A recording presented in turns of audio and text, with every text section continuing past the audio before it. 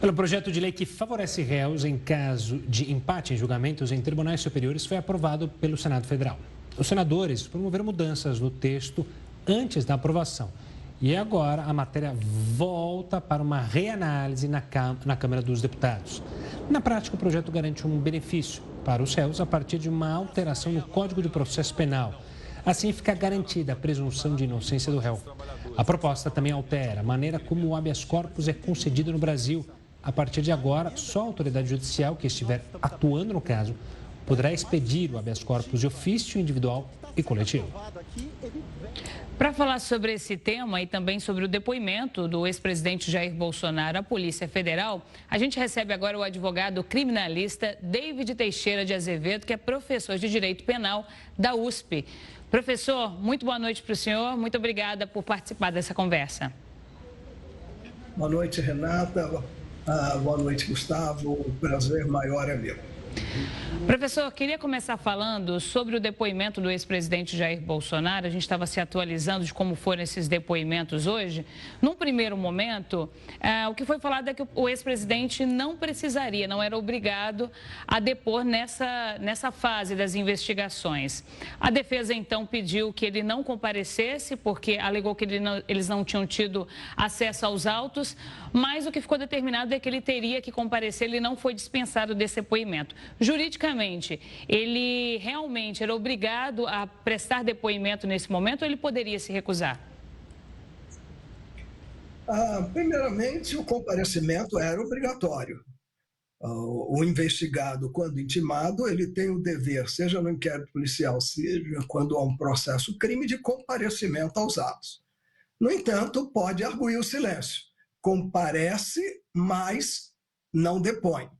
E, no caso, a orientação foi porque as mídias e a delação do Mauro Cid, o seu inteiro teor, a pretexto do Alexandre de Moraes, que ainda havia investigação, não foi facultada à defesa.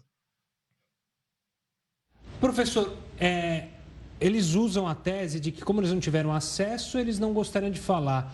De fato, eles tinham o direito de ter toda a delação de Cid, acesso a outros documentos da investigação da Polícia Federal, ou isso não era uma obrigação ainda neste ponto? Sim, é obrigação. O réu tem direito a acesso a todos os documentos, a todas as provas, a todo o material produzido no inquérito ou na ação penal. O que Alexandre de Moraes deu como pretexto é que ainda havia investigações em curso e o acesso poderia impedir as investigações. Ora, a solução é muito simples. Adia o depoimento destes investigados e do Bolsonaro e, depois de terminadas as investigações, concluída assim, toda a apresentação e tudo que foi traído na delação, o investigado é ouvido por último. Isso é do nosso sistema jurídico, processual e constitucional. A defesa e o acusado e o cidadão sempre falam por último. Professor, eu queria falar com o senhor agora sobre essa proposta de favorecimento do réu em caso de empate.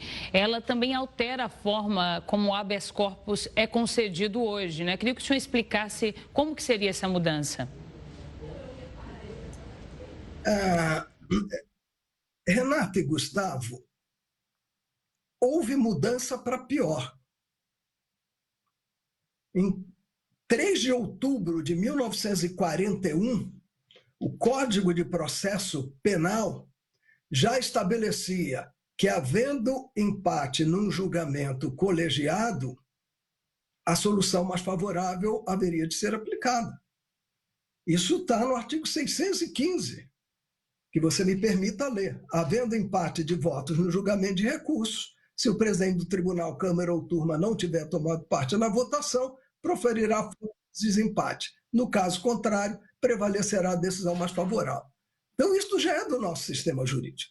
Como também o habeas corpus de ofício, isso é do nosso sistema jurídico, já está na Constituição de 34, 36, 47, 67 com a emenda de 69, 88. O artigo 5º, inciso 58, diz: dá-se-á habeas corpus a quem sofrer constrangimento ilegal. E não precisa ninguém pedir. Aliás, isso é muito comum. o tribunal, vendo alguma irregularidade, alguma nulidade, concede de ofício habeas corpus. Isso já está no nosso sistema. Bom, o que fez este projeto de lei?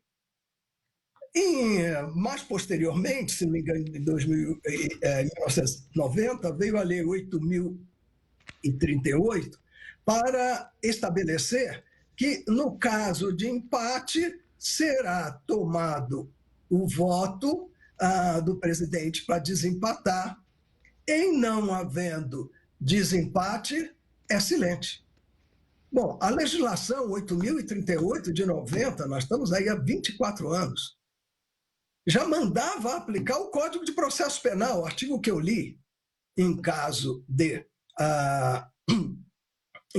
empate, é favorável ao réu. Bem, o projeto, eu tive acesso através do Ministério da Justiça, mas não vem o texto final, mas eu vi declarações do Moro e etc. Ele piora tudo. Em tudo. Ele tira a possibilidade de empate.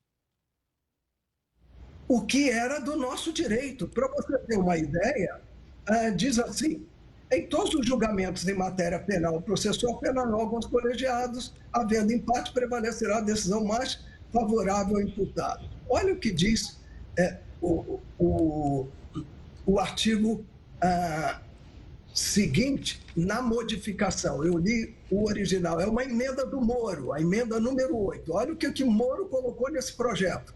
E ficou muito orgulhoso disso. E é o que consta, foi aprovado. Ele pôs assim: em todos os julgamentos em matéria penal, processual penal e órgãos colegiados, adotar-se-á as seguintes medidas em caso de empate. Em razão de ausência de algum integrante, suspender-se-á o julgamento para oportuna tomada de voto de desempate. Ou seja, não existe julgamento favorável ao réu.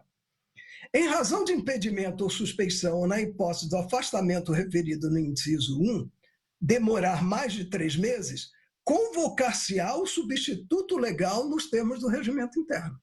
O que significa isso? Que vem um substituto para votar desempatando. A única exceção que eles abrem é com relação a habeas corpus. Habeas corpus havendo empate, a decisão é favorável ao réu. Então, o que eu quero dizer? Essa modificação legislativa que foi aplaudida, inclusive pela comunidade jurídica, ela acaba, em grande parte, com a decisão favorável ao réu em caso de empate. E o Moro disse numa entrevista: não. Em caso de empate, tem que chamar alguém. Passados mais de 3 meses, venha um substituto. O que é isso? É acabar com o empate. Ou seja, tem de desempatar. E o cidadão e réu, eu e vocês e o telespectador, que tivemos uma decisão absolutamente um empate, se antes era favorável a gente um recurso, agora, com a nova alteração da lei, será pior. Tá certo. Professor, obrigado pela participação. Vamos acompanhar o projeto, foi alterado no Senado, voltou para a Câmara, vamos acompanhar os próximos passos. E eu quero agradecer demais a sua participação, professor, aqui conosco, ajudando a gente entender esse juridiquês. Um forte abraço e até uma próxima. Um forte abraço para vocês.